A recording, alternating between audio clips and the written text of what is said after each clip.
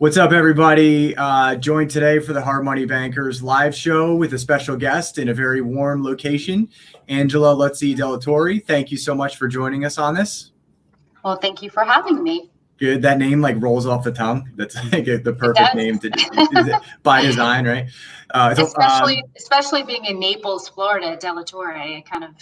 It has to go right in, right? Like it's got to imagine when you of like Spanish descent, when they say it, just probably sounds so nice when it comes off the tongue. Where like I probably butcher it when I say it, but so anyways, Angela, as we were talking briefly here a couple minutes ago, I was just saying how we do this show to pick out the real volume producers around the country, the people in their marketplace that have like a massive voice in what they do and have a very good pulse on the amount of transactions and what's happening in their space. You specifically being in Naples, Florida, you guys, as we found you, do quite a bit of volume. And, so my question to you is, COVID-19 hit. What are you guys doing? How has your business changed and what are your thoughts? Well, that's a good question because you're in Philadelphia, correct? I'm in Philadelphia. Yeah, we're in Philadelphia, Jersey, New York, Delaware. Yeah, that's all our area. Mm-hmm. And we're from that area originally. So we're from Bethlehem, Pennsylvania. I saw that you went to Kutztown, I believe, in your profile. I was like, oh, I know that college, nice college, and one of very well. 3 or 4 colleges, but yes, okay. I did. Sure. So we here in this Southwest Florida area, things are pretty different anyway, as far as how we operate. Up in Pennsylvania, everything is face-to-face. People really want to see the home. They want to feel it. They want to understand what it feels like to live in it because it's a different kind of market. The market here is very, I don't want to say transient, but it more so than it is in Pennsylvania. The people come and go quite a bit. They are, we've been doing this for 6 years and we're on our 3rd or 4th transaction with some of the same customers. So that gives you an idea of how that are not investment. Those aren't investments. Those are not investment. They're buying and selling. They usually start with like a starter place here to see what it feels like to live here for the winter. Maybe they're paying $200,000 for a condo, and then they say, "Oh, this condo living is wonderful, but I see the guy down the street has a single-family home. I think I want a single-family home." So then they sell the condo, and then they buy the single-family home, and then they want a pool, or they want the next best community or development. So in that way. And a lot of the time, the first-time home buyers are people who may not even travel to the area. And I can't tell you how many homes I've sold with a telephone, with my iPhone or my iPad over the last 4 or 5 years. So it's wow. Okay. Yeah. So we're kind of operating. Maybe we're doing a little bit more of that now, but not too much more. And the other thing about COVID. Here in Florida, it's much different than what's going on up there. I know that I have family and friends up there. We've been able to get out. We're able to walk around here. We can't go to the beach, but there's just a little bit more freedom in this area than there was up in the Northeast. And so we're seeing any real estate restrictions right now. Because if you're in Pennsylvania, you can't even talk about real estate. So. I know, because we have an investment property in Pennsylvania and we're trying to sell it, and we can't put it on the market until the real estate agent can actually get there and do what he needs to do. Crazy. So, yeah, it is crazy. No, they actually considered real estate an essential business. That's here. Awesome. Which it should be. Thank you. It should be. It is. Some people need a place to live, right? If you want to shut an economy down, stop selling houses. That's a pretty good way to do it. So it's it's like, come on. I think it sounds like so. June 4th or wait. Yeah, June 4th. Yeah, June 4th. Yeah, it is like the big day to open up. But yeah, we were just speaking with an individual. Where's Shane from, Ryan? Was that Illinois or Iowa?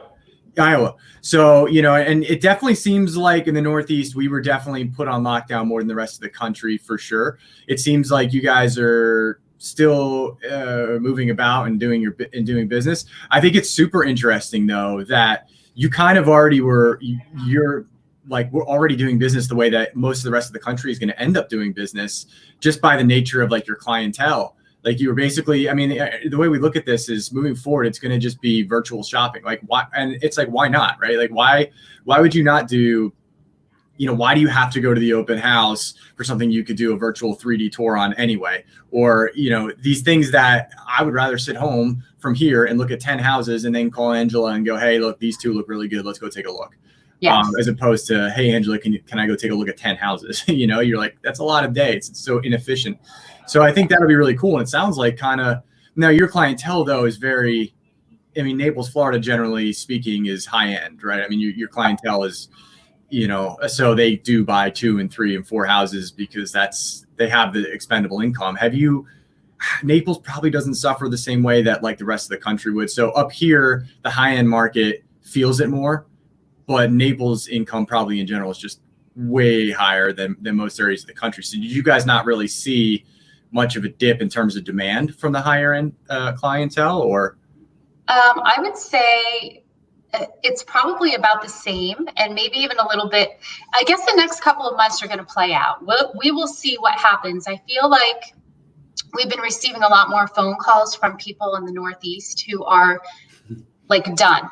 They're done. They're done with the taxes. They're done with the weather. Probably going to from home here.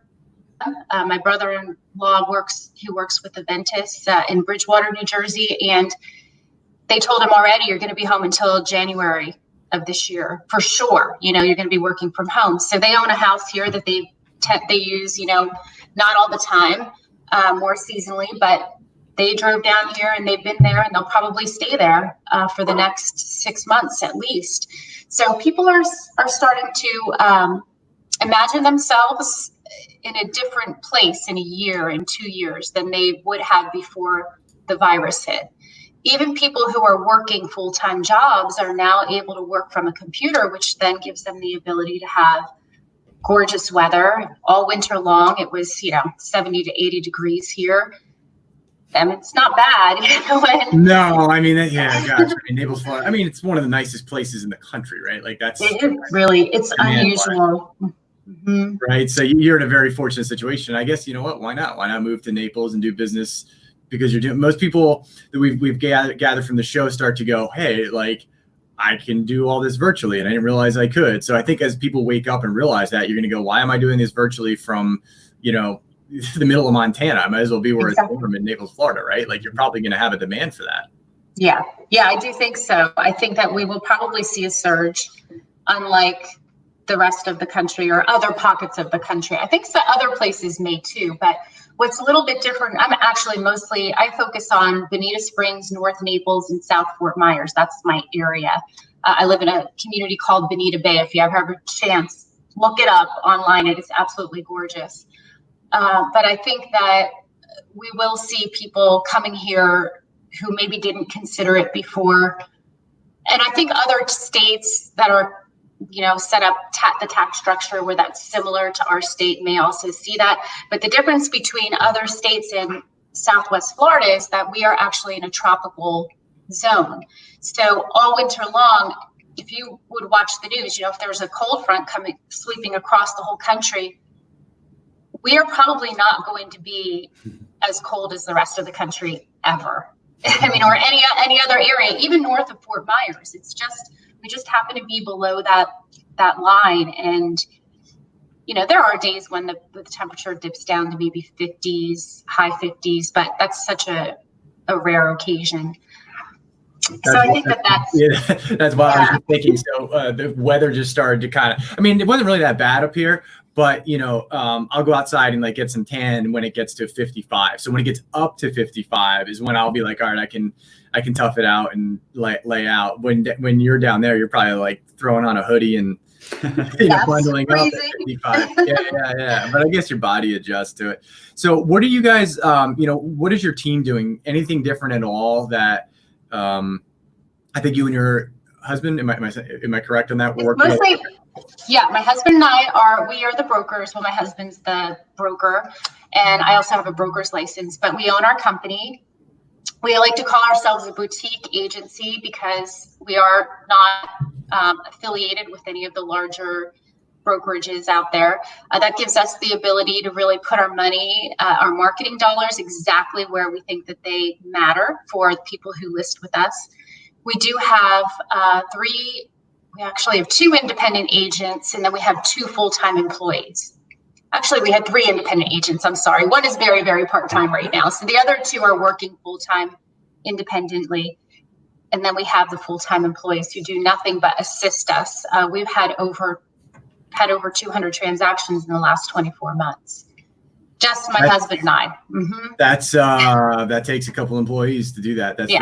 So the back end of that, for those listening, that volume, that's the volume that, popped you up on the internet, is that, and these aren't $50,000 sales either. These are high dollar figures. So to be able to pull that off takes really good work on the back end. So you probably have some really strong players in your office that you probably couldn't live without, if I had to guess. Absolutely. And it took us a long time to find 2 people who we felt really fit with you have to have a certain work ethic. It's not easy work. You're working pretty much 7 days a week. If we need a contract executed on a Saturday afternoon and my husband and I are out showing property, we have to rely on those people who are behind the scenes to get that contract together and, make sure that we have all the signatures. And sometimes we're pulling them off the beach to do that. But yeah, it does. It takes a lot of energy from all parties involved, for sure. That's a ton. I mean, that's a ton. There's probably in any given market space, doing 100 deals a year, and whether they're small or big deals, that is an operation, is what that really is. I mean, that's a real operation, and those are usually in any area. You're a top 5 producer, and across the board, whether it's investing, flipping, real estate. When you get into that territory, it's a real operation. And I think it's super interesting that you guys are an independent brokerage, because, and there's nothing wrong with like the bigger brokerages. I have great friends at Keller Williams and Remax and all these companies, but I've always said that, and I've always truly believed this, that people are always hunting for like a brokerage that's going to make them, when the reality is you could take a superstar agent, or a great operator such as yourself and your husband, and you can put whatever name you want on top of that sign, and they're going to succeed. And it was never. It's nice to have a great. I mean, if this particular type of brokerage fits you, but the individual is what makes it. The name just happens to be above your head. And I think a lot of people maybe miss that when they step in the industry in general. There'll probably be about 100,000 people that'll see this as we disperse it and a lot of them are agents. And that's something that you have to have like firm belief in yourself more than anything else. No, there's no brokerage. There's nothing that is going to separate you from succeeding and not succeeding. And it's pretty rare at this point, or at least in our marketplace, could be more normal down by yours, for people to do what you've done. I don't think that could be understated in having, your own brokerage name and saying we're doing this on our own, and then doing that volume. So I know a lot of people that kind of do their own brokerage, but they don't do what you guys do. So, I mean, would you agree with that? Would you agree with that kind of assessment of brokerages? We've been in this business only 6 years. Wow. So we started, we became licensed agents 6 years ago. We did work for 2 nationally known brokerages. All of our money was, and we thought, they're going to teach us all this great wisdom, and we're going to learn how to be great agents, and we're going to get referrals. And just because we have this name above our head, it's going to make a difference. And it makes absolutely, in this market at least, it really does not seem to make much of a difference at all. And I think we have really proven ourselves over the last 6 years. So we weren't our own, obviously you can't be your own broker. Excuse me. Okay, sorry. My husband was asking me a question about a contract, actually, but you can't become a broker until you have 2 years of experience as an agent. So we were agents for 2 years, and then we decided to go to what's called a 100% company. So basically, it's a company where you don't give any of your commission, you pay a desk fee, and that allowed us to really build our brand. So we were the Dellatorè group under this other company.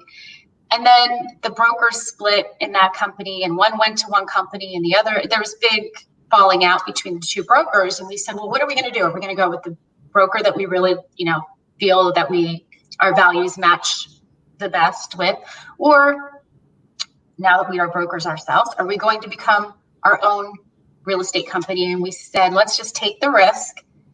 And I'll tell you, I'm so glad we did. It was the best thing we ever did. We have our own storefront in a really busy strip mall. Everyone's in a strip mall here in Florida. But we have a really beautiful office. Definitely gives us clout. We have all of our listings on the front of on the office window. Next door is a very, very, very busy restaurant. So we have tons of foot traffic. There's a movie theater, other restaurants in the plaza. And we really have honed in on this specific area where we live, in Bonita Springs. And then we kind of radiate out from there. Most of our business is closer to our offices. But we knocked on doors, postcard campaigns, tons and tons of internet advertising. Well, yeah, hold on. So what I know, I've been doing this since 07, 08, and I've always been in the investment world. So, and I've seen businesses really grow during that time. And I've seen some people, I remember I was just talking to somebody that had his hand in helping a lot of people around here grow. And that's actually how I got to know him. I did one of the show with him. His name's Mark Evans. I think he lives in Florida, actually. Okay. But anyway, so all of a sudden I had all these buddies of mine that I knew. Maybe I had managed some of their properties, and they have 2 or 3 properties. And then all of a sudden they became all these big names. There was 4 or 5 of these guys that did this in our space. And what all of them had was some sort of accelerant that took them from 0 to 60, because there will be people, and actually, people, there's people in this business, I'm sure, that have been doing it for 20 or 25 years, and they can't get past 5 or 10 deals a year. You somehow went from 0 to 6 years, which is an extremely fast rate. I only know one other person that has done that kind of volume in that time frame and pulled that off. So, when you said we did door knocking, we did this, we did that, what do you accredit the ability to get to that kind of volume in that short period of time to? Specifically, people would love to know what that secret sauce is. But here's the reality: you're going to give the secret sauce, and then they have to execute on it, which is the big gap. That's you could tell your competitor right next door, this is exactly how I did it. No problem, they're not going to do it. Doesn't matter. But I would like to know, what do you give you guys credit to? I have a strong feeling that you're disciplined and so forth. But talk to us about the accelerant in your business.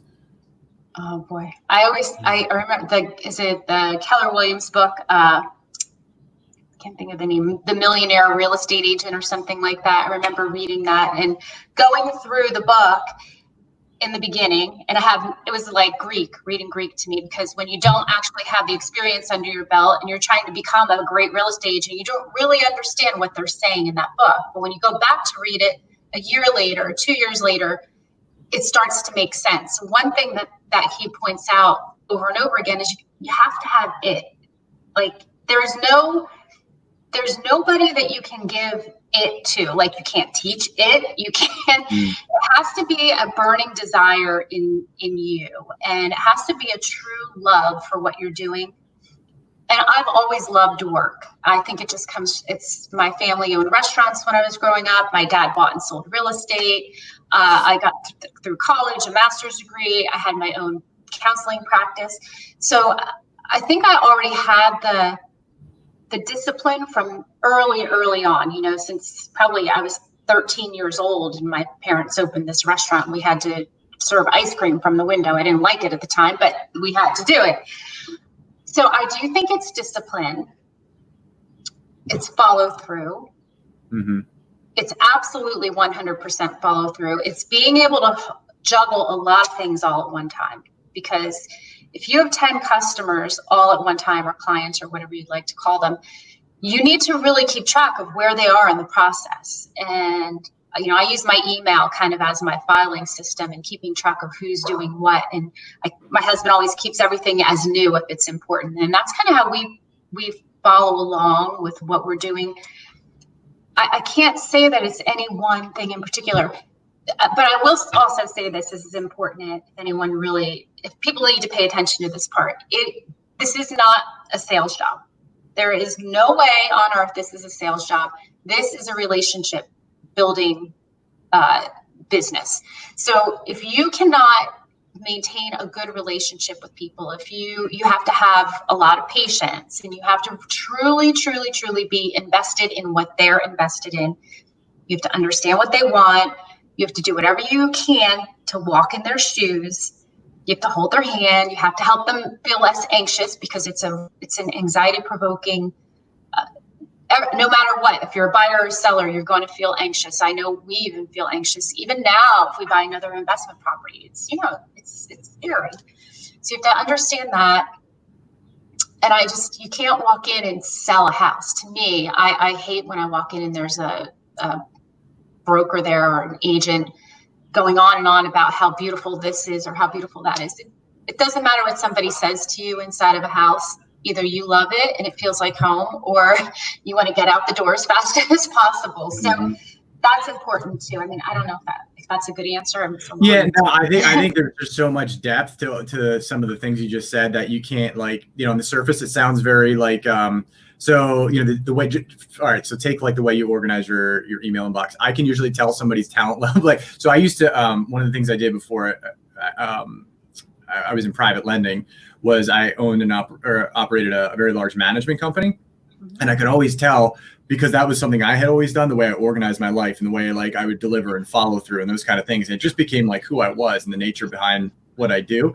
So I always noticed that when there was people that would come into the organization that operated with those characteristics, specifically their email and the way they organized themselves, it was like this huge, you can know exactly what to, what level of capability they had based on that. And it sounds crazy, right? But then you can go look at somebody else's inbox and be like, there's 1,000 messages. Like, oh my gosh. Yeah. It's like, it's just sheer panic, right? Like, you're just like, so like those kind of, and now that's not the only characteristic, but those are like, does that come natural to you? Right. And then it's like, a lot of things are said behind that, your follow through is because it's cleared out. There's a whole lot of reasons behind the way you organize yourself. And then you add something like your passion, which is enormous too. And that's like, people say I'm passionate, but it's like, no, I'm really passionate. Like this is what I think about all the time. Like, so those like things, everything you just said, the answers are clearly somebody that you have the X factor, which is what you're, and from the book you were reading, but maybe you didn't recognize the X factor until like you got the operation moving. And then you're like, oh, I do that. Right. And, so, yeah, I think it's actually, I did not know that you guys were, your own brokerage. I assumed that it was like your team and then like a subset of a brokerage, but you guys just, it didn't really matter. Whatever industry you guys went into, you were going to do well with, and it happened to be real estate, right? And we say that. We always say that. So, like, I'll say, oh, what if the real estate market, what if it turns into like an 07, 08 thing? And my husband's like, so we'll do something else. We're going to be good at, no matter what we do, we know now that we can succeed because we have a discipline, and here's the other thing. You have to invest in yourself. So I would say you have to take at least 25, especially in the beginning, at least 25 to 50%.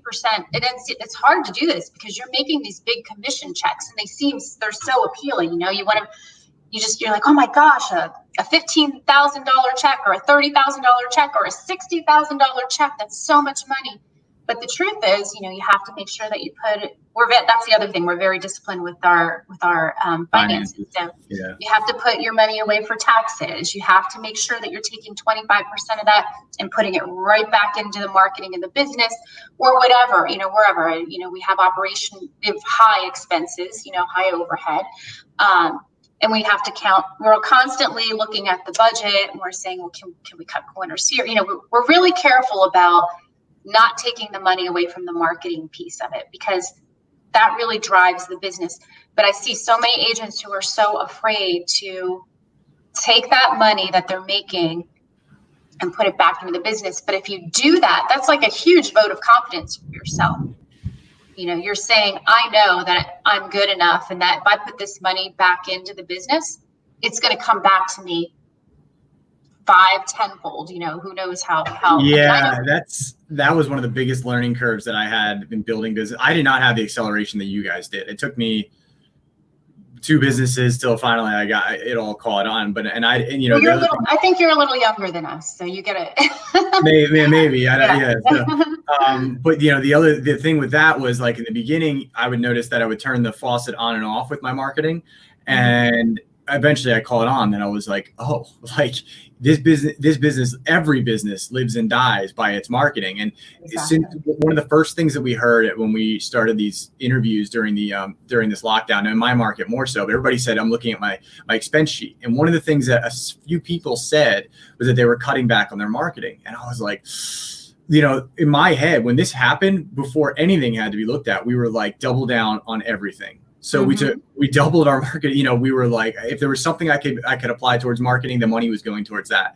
And that is everything, because once you know how to execute, we found once you learn how to execute, like you said, like you're just like, you look at this and go, right away, I can't say like how measurable this item might have been for you, but you could look at $1,000 and you can know right away that's a $10,000 check in 6 months, or that's a waste of $1,000. Like you just, after enough marketing, you just know.